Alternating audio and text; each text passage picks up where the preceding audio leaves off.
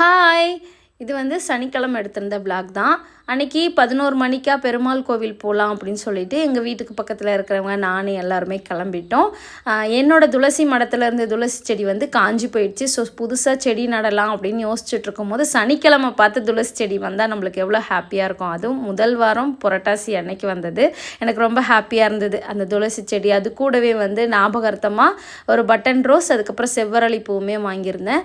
கோயிலுக்கு என்ட்ரன்ஸ்லேயே வந்து ரொம்ப ப்ளசண்ட்டாக ஒரு கோலம் என்னை அட்ராக்ட் பண்ணிச்சு. லாஸ்ட்டாக வந்து உங்களுக்கு நான் காமிக்கிறேன். அதுக்கப்புறம் மாவிளக்கு தீபம் போடுறது ரொம்ப ஸ்பெஷல்னு சொன்னாங்க. அதனால் வீட்டிலே ரெடி பண்ணிவிட்டு அங்கே போயிட்டு விளக்கு பிடிச்சா எனக்கு பிடிக்கவே தெரில. இதெல்லாம் புது எக்ஸ்பீரியன்ஸ் தானே.